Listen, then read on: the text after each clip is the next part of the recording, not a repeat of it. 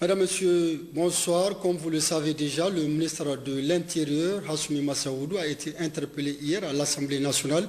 La révocation du président du conseil de ville de Niamey était au centre de cette interpellation. Commentaire Mohamed Fima. Oui, Jalil, quand l'exécutif et le législatif s'empoignent verbalement et publiquement, comme c'était le cas hier à l'occasion de la séance d'interpellation du ministre de l'Intérieur, au sujet de la révocation du patron de l'hôtel de ville de Niamey pour tout citoyen, épris du respect des valeurs républicaines et curieux de savoir les motivations qui sous-tendent la prise de certaines décisions, ce fut un moment sublime de vérité. Il faut s'en réjouir car c'est là une manifestation supplémentaire de la volonté et de la disponibilité de ceux qui nous gouvernent et légifèrent pour notre grand bien à agir dans la transparence et à nous dire en toute responsabilité et sans réserve la vérité sur la gestion des biens publics.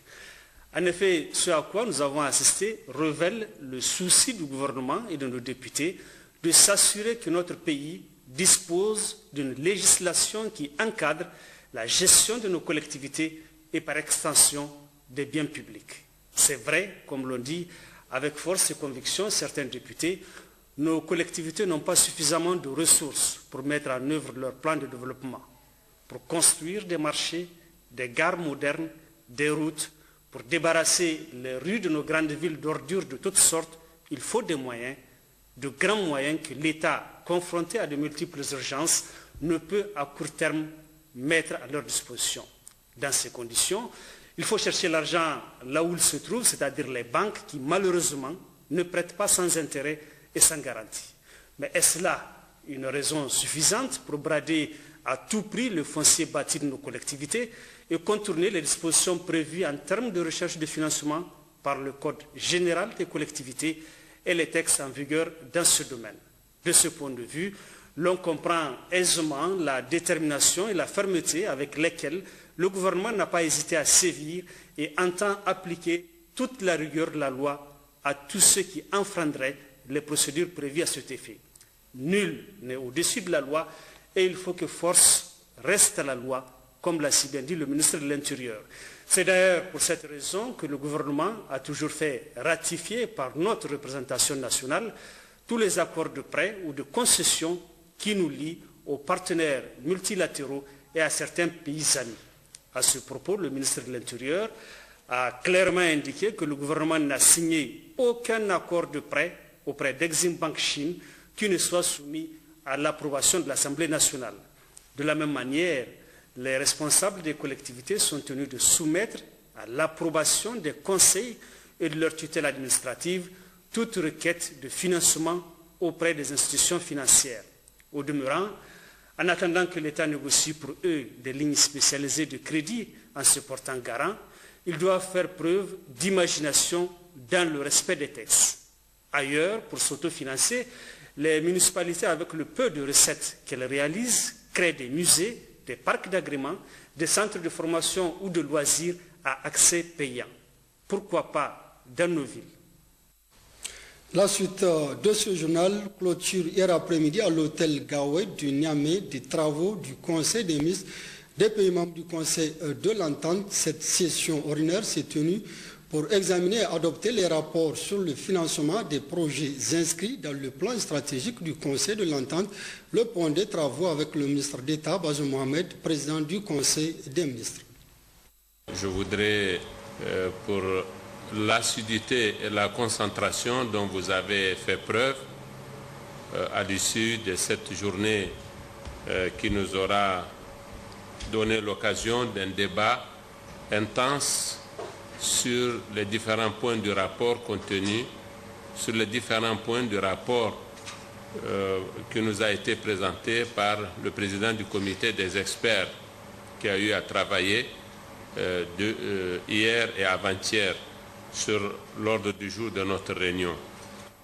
Nous avons, à l'issue de nos discussions, pu adopter le collectif budgétaire 2012 conformément à cela aux recommandations qui nous avaient été faites par les chefs d'État à l'occasion de leur sommet de l'année dernière. Nous avons eu une discussion intense est particulièrement riche sur le rapport des experts relatifs aux sources de financement alternatifs des activités du Conseil de l'Entente. La discussion que nous avons eue aujourd'hui nous a permis de renoncer à certaines des sources auxquelles nous avons pensé au départ, et plus que jamais, nous nous concentrerons désormais sur celles qui nous paraissent les plus réalistes. Et d'ici le sommet du 17 décembre prochain, plaise à Dieu, nous serons en mesure de faire un rapport précis à nos chefs d'État, de façon à leur permettre, sinon de prendre une décision, à tout le moins d'avancer dans le sens des propositions qui peuvent être faites par la suite et des décisions qui seront retenues. Nous avons également eu une discussion sur la boucle ferroviaire et cela a été pour nous l'occasion de nous réjouir de l'évolution de cette question ô combien cruciale, en particulier récemment à l'occasion du 20e anniversaire de la création de l'OHADA, lorsque nos 5 chefs d'État se sont retrouvés pour faire évoluer ce dossier. Ce sera vraiment le projet du Conseil de l'Entente et nous serons certainement très heureux d'en savoir davantage à l'occasion du prochain sommet des chefs d'État lorsque nous aurons toutes les informations relatives aux discussions qu'ils ont eues avec les opérateurs qui sont désormais ceux qui vont probablement accompagner nos pays dans la réalisation de ce grand projet. Nous avons également discuté du projet du budget général pour l'année 2014 de notre Conseil et à cette occasion également, nous avons eu un échange fructueux qui nous permettra de disposer d'un budget conforme aux instructions qui nous avaient été données l'année passée par nos chefs d'État. Ça a été une journée fatigante, c'est sûr, mais une journée au cours de laquelle nous avons eu des échanges fructueux et nous avons appris les uns des autres. Je voudrais une fois de plus vous réitérer mes remerciements pour la concentration dont vous avez fait preuve, pour le sérieux avec lequel nous avons fait ce travail de cette journée. Depuis son inauguration, l'échange de Niamey, vous allez le voir, est très fréquenté, contribuant à la décongestion de la circulation. Cependant, on constate depuis quelque temps une occupation anarchique des alentours de cet ouvrage, ce qui cause des désagréments aux usagers et aux services de la municipalité chargés de son entretien. Reportage Youssouf Suleiman et Seine Soumaïla Ibrahim. Réalisé à coups de milliards pour embellir et fluidifier le trafic routier au niveau de ce carrefour stratégique de la capitale, la construction de l'échangeur sur le Mali-Béro a nécessité aussi la modification de plusieurs routes tout autour de l'infrastructure. De l'est en l'ouest, toutes les intersections immédiates et contiguës à l'ouvrage sont ainsi supprimées selon toute vraisemblance pour éviter de longues queues d'attente.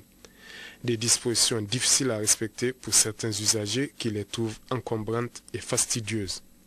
Ce n'est pas normal, mais quand même, on trouve qu'ici, là, on nous a barré la route, laquelle il faut faire un tour pour passer. C'est pour les raisons pour lesquelles, vous voyez, je ne suis pas le seul à passer ici. La réouverture de ces intersections est obligatoire à notre avis pour la fluidité de la circulation. Il est inconcevable que ces deux axes ne soient liés. Ça doit être fait pour une bonne quiétude. Voilà, je ne peux pas continuer devant. Parce que pourquoi ça, bon, ça va me déranger quoi. Bon, il faut que je monte sur le bordis. Mais vous savez que le code interdit ça. Mais on sait que, mais on va, mais quand même. Vraiment, le détour est de trop pour revenir sur son chemin, d'où le raccourci des bordures. Les bordures sont ainsi escaladées par des automobilistes et motocyclistes qui n'ont que faire du code de la route au péril de la vie humaine. Tout de même, il en existe de ces citoyens modèles qui accordent encore du crédit à l'acte civique. Pour moi, la fermeture de la voie n'est pas bonne, mais elle ne doit pas être une raison pour monter les bordures.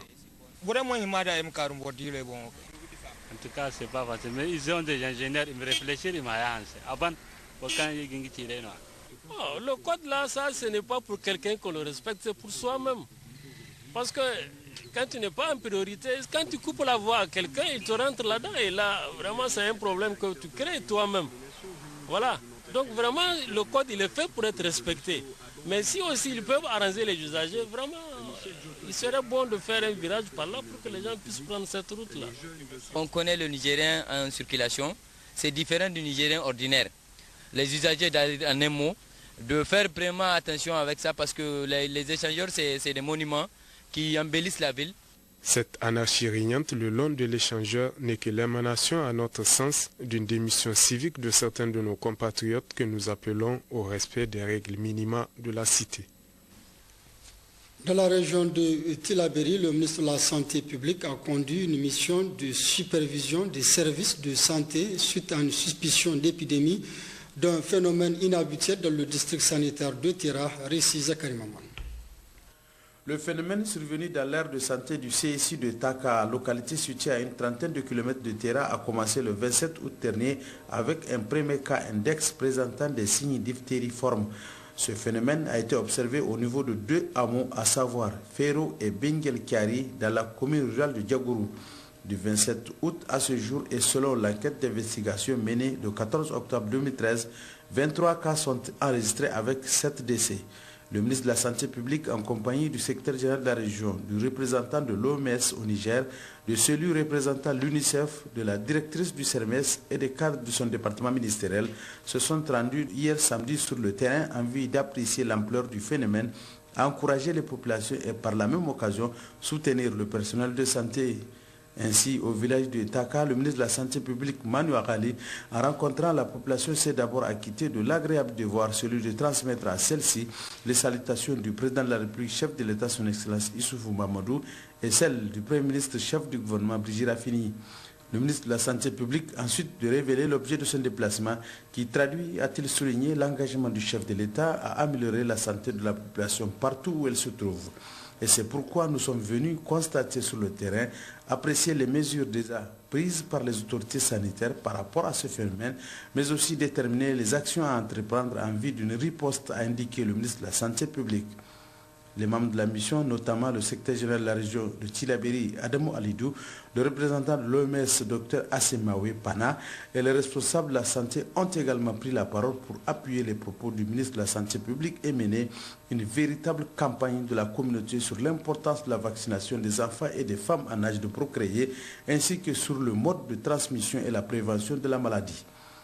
Après le village de Taka, le ministre de la Santé publique, Manu Agali, et sa délégation se sont transportés au niveau des hameaux concernés. Là aussi, la mission a mené une sensibilisation et procédé à des examens et prélèvements au niveau des enfants pour identifier des signes de diphtérie. Notez aussi cette remise de dons des médicaments offerts par l'OMS et qui vient compléter celui offert par le ministère de la Santé publique au profit de l'aire de santé du CSI de Taka. Occasion pour le chef de village de la dite localité, au nom de la population bénéficiaire, de remercier du fond de cœur le ministère de la Santé publique et l'OMS pour ce geste hautement important. Peu après, le ministre de la Santé publique, Manu Agali, a visité le CSI en vue de s'enquérir des conditions de travail des agents. Il ressort des explications fournies au ministre Manu par le chef du CSI. Cette formation sanitaire connaît un certain nombre de difficultés qui ont, entre autres pour nom, l'exiguïté du local, manque de salles d'observation, le mauvais état de la moto du CSI. Avant de rejoindre Tera, le ministre de la Santé publique, Manu Agali, s'est arrêté à Diagourou pour une visite de courtoisie à l'honorable chef de canton Ali Moussa. Le ministre de la Santé publique lui a transmis les salutations du chef de l'État Issoufou Mamadou et celles du Premier ministre Brigitte Raffini et lui notifié que l'implication des chefs traditionnels aux actions de santé est d'une grande contribution afin de réaliser l'objectif prôné par le chef de l'État. Et c'est une réunion de synthèse à la direction départementale de la santé de Tera qui a sanctionné la fin de cette mission. Une réunion au cours de laquelle il a été fait le point de ce déplacement, les mesures et recommandations à mettre en œuvre pour ainsi améliorer la qualité de la riposte vaccinale et la surveillance dans le district. Le ministre Manu Agali a aussi mis cette réunion à profit pour renouveler les encouragements des plus hautes autorités aux agents de santé et leur demande de persévérer dans le même élan afin de réaliser l'objectif noble de l'amélioration de la santé de la population. Lancement officiel ce matin dans la ville de Maradi de la préparation du budget participatif exercice 2014. C'est le président du conseil de ville de Maradi qui a présidé la cérémonie, compte rendu Kassou Moutari et Mamadou Moro. C'est une tradition désormais établie à Maradi et cela depuis bientôt 3 ans. La préparation du budget s'organise avec la collaboration et la participation des populations de l'ensemble des 17 quartiers qui comptent la ville de Maradi. L'objectif assigné à cette rencontre est de faire le point des grandes réalisations au titre de l'année 2013 et d'annoncer le processus actuel de préparation du budget participatif 2014. Cette année, c'est le quartier Soura Aladei, dans le premier arrondissement communal de la ville de Maradi, qui a servi de cadre à cette cérémonie de lancement de la présente opération qui consiste à recueillir les avis et autres préoccupations des populations en vue de leur programmation dans la préparation du budget 2014. Ce qui permettra aux autorités de répondre d'une manière efficiente et concrète aux différentes préoccupations de nos laborieuses populations, mais aussi et surtout de mesurer leur capacité de mobilisation des ressources, la finalité étant d'arriver à un budget participatif et réaliste. Et cela n'est possible, il faut le rappeler, qu'avec l'implication et la pleine participation de tous les acteurs, notamment les populations et les conseillers élus de la ville de Maradi. C'est dire que l'année 2014 sera une année de triomphe car il faut vaincre l'adversité afin de relever le défi de construire un grand Maradi et faire de Maradi une ville moderne. Notre ambition de construire ce grand Maradi dans le cadre de l'intercommunalité avec les communes rurales de Sarkinyama, Jiratawa, Sao, Saïsavoie et la commune de Tibrigobir, au fin de donner toutes les chances à tous les programmes aujourd'hui engagés par l'État, celui de moderniser nos grandes villes.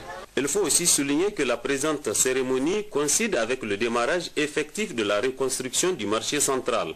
À cette date, toutes les procédures administratives sont achevées et la construction des boutiques extérieures sur financement de l'État ont déjà commencé, ce qui cadre parfaitement avec le programme de la renaissance du chef de l'État et la promesse du président de la République chef de l'État, Issou Mamadou, celle de moderniser les grandes villes du pays et de reconstruire le marché central de Maradi. S'agissant des boutiques intérieures, elles seront réalisées, Inch'Allah, sur fonds propres de la ville pour un montant de 2 milliards et toutes les procédures sont déjà engagées. En marge de la présente cérémonie, le président du conseil de ville de Maradi, qu'accompagne son premier et son deuxième vice-président, ainsi que les différents maires de communes, a visité le centre de santé intégré de Soura Aladei, une formation sanitaire construite sur fonds propres de la ville de Maradi, qui fait aujourd'hui la fierté des populations de la communauté urbaine de Maradi et de ses environs.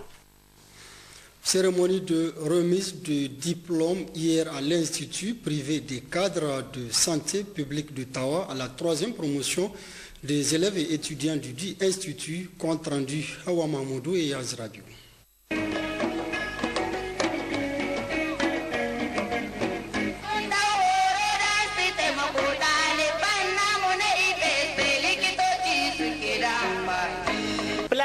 Cette année, sous le haut patronat du gouverneur de la région de Tawa, Salifou Parmou, cette cérémonie de prestation de serment et remise de diplôme à la 3e formation des élèves et étudiants de l'IPCSP, dont l'approche par compétence dans le cadre du nouveau programme de formation est en vigueur depuis 2008, a vu la participation du secrétaire général adjoint de la région Beka Mohamed, du cofondateur de l'IPCSP, Dr Abdou Saleh, des responsables en charge de la santé, des enseignants et encadreurs, des parents d'élèves et étudiants et un public nombreux venu uniquement pour la circonstance. Ils sont 26 admis en section agent de santé de base ASB et un en section infirmier diplômé d'État. Le directeur des études Moussa Hassan. Cette formation demande un suivi très particulier. Il y a les modules que chaque élève est tenu de valider avant de passer en classe supérieure. Et pour chaque module, il faudrait la note 12. Et puis intervient la validation des compétences qui sont faites sur le terrain de stage. C'est pourquoi je vous demande soutien. Notons aussi l'intervention du représentant des élèves et étudiants, Abdou Idrissa, qui a pris la parole au nom de ses collègues pour remercier les parents, les enseignants et encadreurs dont le fruit de leurs efforts a conduit les élèves et étudiants à la réussite. Occasion pour lui de demander à l'État de continuer ses efforts dans le cadre de recrutement des jeunes diplômés. Ensuite, ce fut le moment tant attendu, la remise des diplômes par les autorités en place, et s'en est suivi la prestation du serment. Je m'abstiendrai de toute pratique délictueuse ou malfaisante. Je ne prendrai ou n'administrerai volontairement aucun remède dangereux. Je ferai tout pour élever le niveau de ma profession et je garderai avec une totale discrétion les choses privées qui me seront confiées et tout le secret de famille que la pratique de mon service me ferait éventuellement connaître. Je me dévouerai au bien-être de ceux qui seront laissés à ma garde. Si j'accomplis ce serment avec fidélité, qu'il m'arrive de jouir de ma vie et de mon art en bonne réputation parmi les hommes. Si je m'en écarte et que je me l'enfreigne, qu'il m'arrive le contraire, je le jure. Enfin, une photo de famille a immortalisé cette soirée pleine de sens.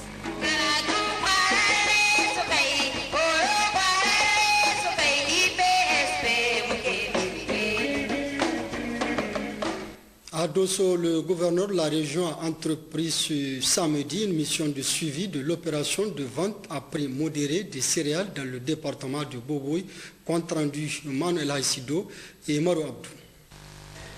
L'État nigérien, à travers la cellule crise alimentaire, a mis en vente au profit des populations vulnérables à l'insécurité alimentaire 675 tonnes de céréales à prix modéré pour la troisième phase 2013 à raison de 13 000 francs le sac de 100 kg afin de toucher 6 835 ménages pour une population de 47 845 habitants dans la région de Dosso. Et c'est pour s'enquérir de l'évolution de cette opération que le gouverneur de la région de Dosso, M. Seydou Ali Zataou, a initié cette mission de suivi dans le département de Boboy ou dans la commune rurale de Koigoro en visitant le stock restant qui est de 4,5 tonnes de sorgho et 0,5 tonnes de maïs sur les 45 tonnes reçues au titre de la troisième phase au niveau de cette commune. Il a reçu des explications claires de la part des autorités communales qu'il a instruit pour le respect des procédures de vente à raison de 50 kg de céréales par ménage de 7 personnes. Ces autorités communales ont aussi soumis des problèmes au gouverneur de la région de Dosso, problèmes relatifs au transport de ces vivres dans les centres secondaires dus à la situation géographique de la zone et à l'état des routes. Le gouverneur Seydou Ali Zataou devait par la suite dire que la région de Dosso a reçu 5 710 tonnes de céréales au titre des 3 phases de l'année 2013 afin d'atténuer les souffrances de nos laborieuses populations, au nom desquelles il a remercié le gouvernement et l'ensemble de ses partenaires techniques et financiers pour cet appui très salutaire. Quant aux populations bénéficiaires, elles ont chargé le gouverneur Seydou Ali Zataou de transmettre tous leurs remerciements et leur gratitude aux autorités de la 7e République pour les multiples efforts en leur faveur.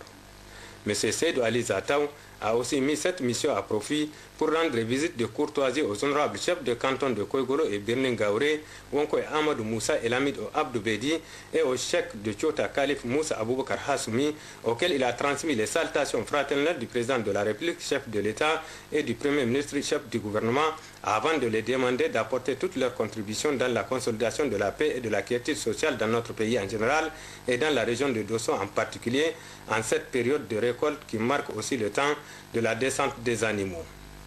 Notons enfin que le gouverneur de la région de Dosso s'est rendu à l'hôpital de district de Birnin Gaouré pour s'enquérir de l'état de santé d'un jeune homme victime d'une agression par des bandits dans la nuit du vendredi au samedi dans le village de Koronkassa, situé à environ 18 km de Birnin Gaouré.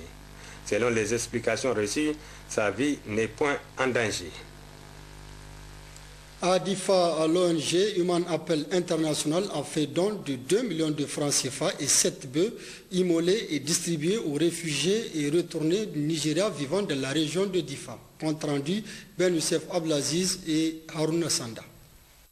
L'ONG Human International, qui travaille 29 ans durant dans l'humanitaire, a pour objectif de soutenir le développement des communautés en améliorant leurs conditions de vie socio-économique, soutenir les victimes des catastrophes naturelles, aider les personnes en situation précaire telles que les enfants, les personnes âgées et les veuves pour subvenir aux besoins des orphelins en matière d'éducation et de santé, tout en renforçant les relations avec le gouvernement ou toute autre structure privée poursuivant dans le même objectif. Avec l'autorisation du gouvernement du Niger, Human Appel International a ouvert ses portes en 2005 suite à la crise alimentaire et nutritionnelle qui a secoué le pays.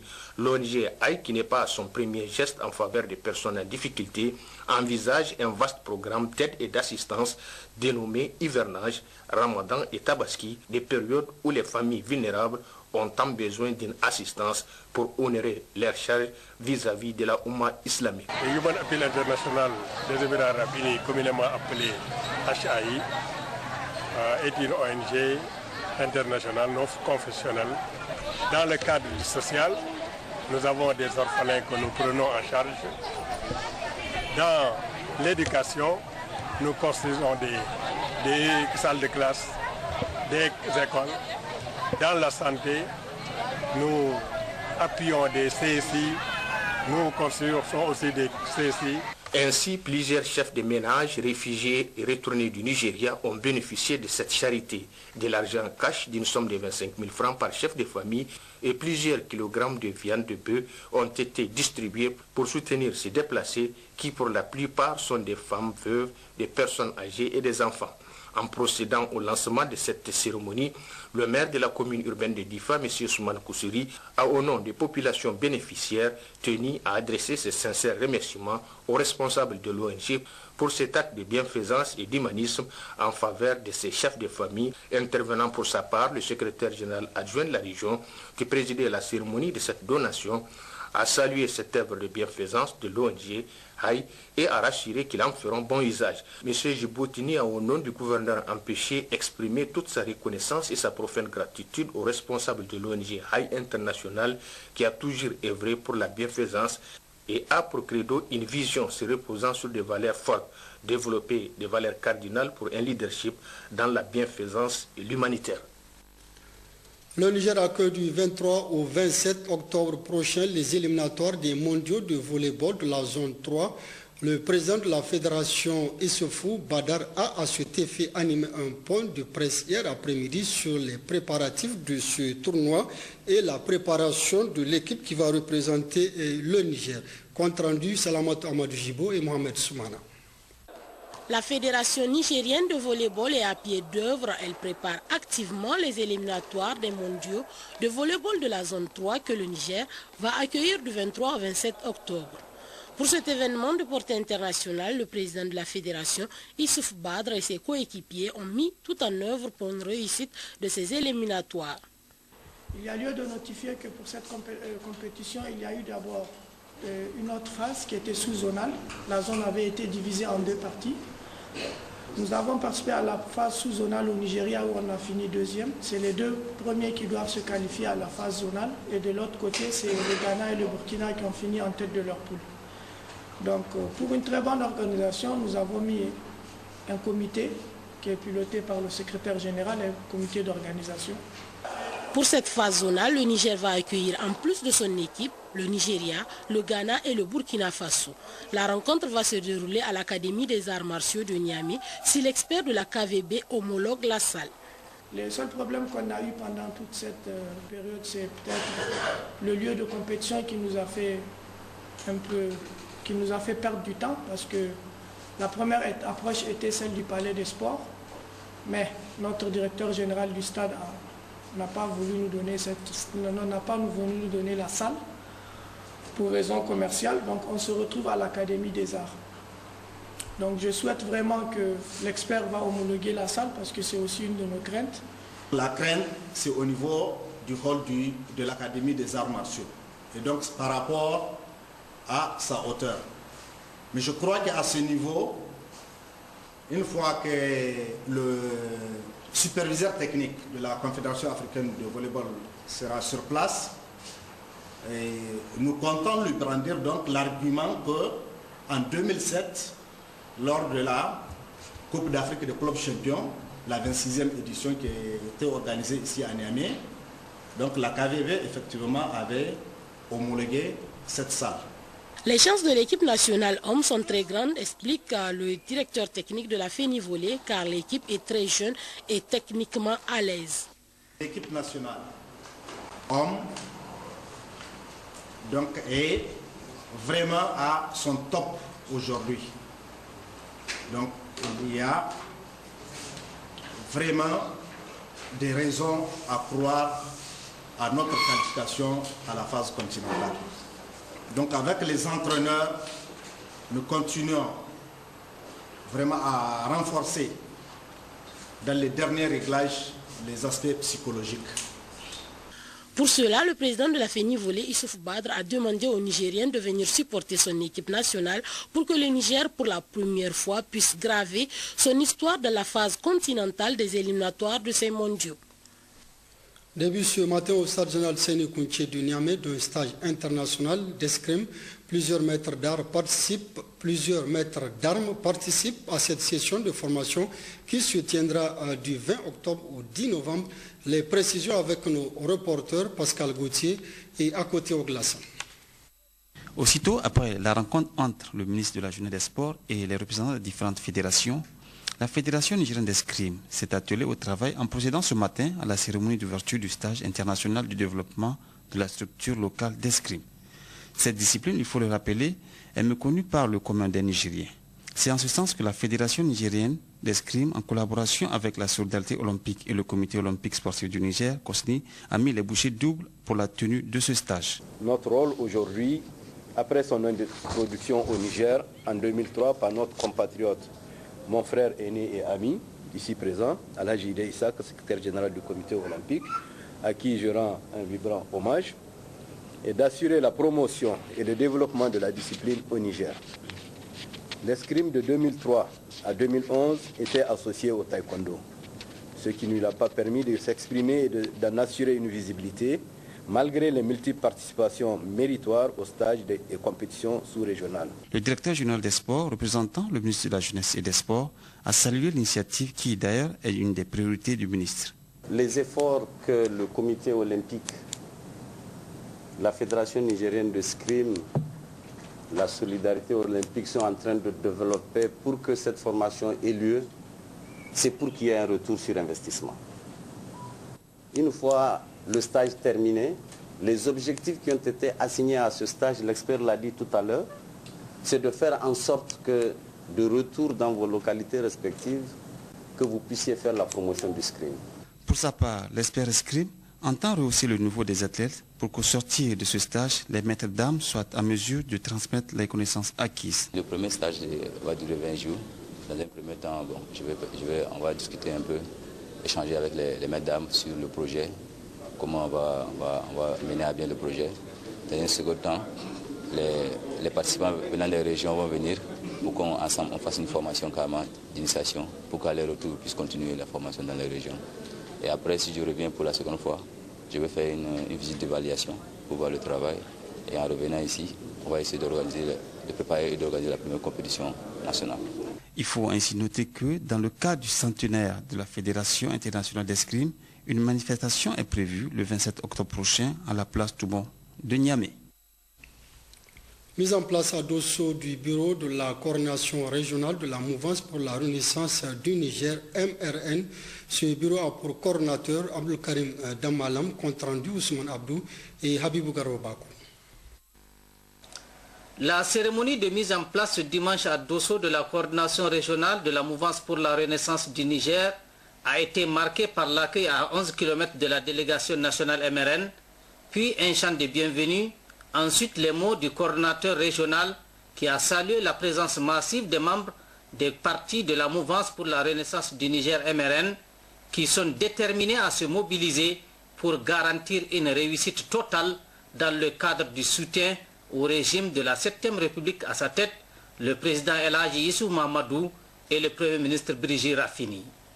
M. Kindo Hamani, représentant la coordination nationale MRN, en procédant à l'ouverture des travaux, a demandé 1 minute de silence pour ceux qui nous ont précédés, particulièrement le président fondateur de l'ANDP Zamanlahia Moumouni Adamou Germakoui.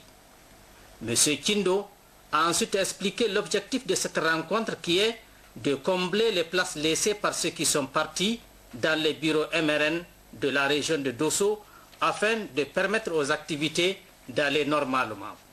À l'issue des travaux, un bureau des leaders régionaux a été mis en place avec pour président M. Abdul Karim Dammalam, un comité régional MRN, un bureau des femmes leaders, un comité régional des femmes, un bureau des jeunes leaders et un comité régional des jeunes MRN de la région de Dosso.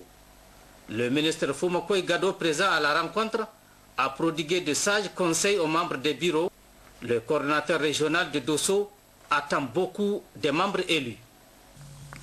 Après la mise en place du bureau, j'ai tenu la première réunion de prise de contact avec les membres du bureau et je leur ai dit que le secret de la réussite est le travail.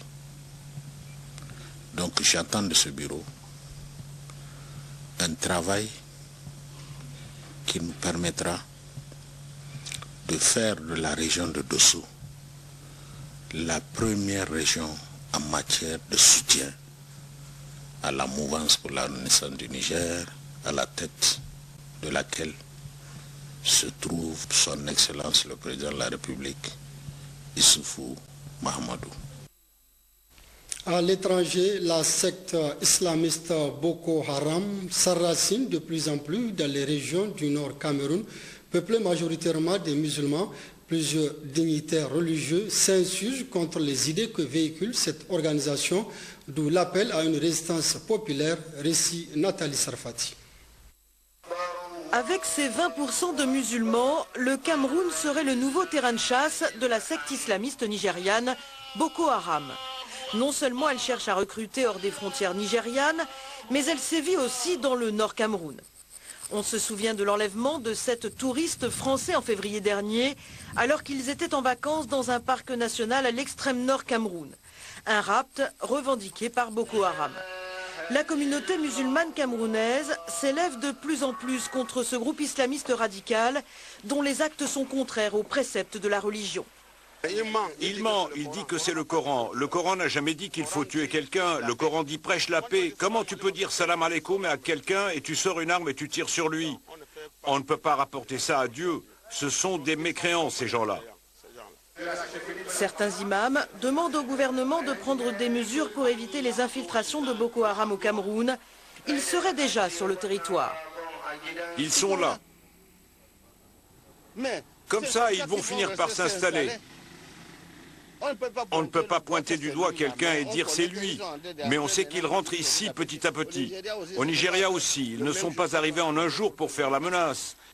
Et maintenant, petit à petit, ils vont s'installer ici pour encore trouver un réseau. Le Nord Cameroun est une source d'inquiétude pour les autorités. Malgré un renforcement des forces de sécurité, la menace reste présente.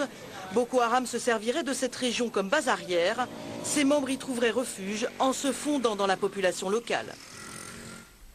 2 ans après la chute du guide de la révolution libyenne, Muammar Kadhafi, les Libyens semblent plus que déçus du bilan de l'ère post-Kadhafi. Commentaire Michel Lachkar.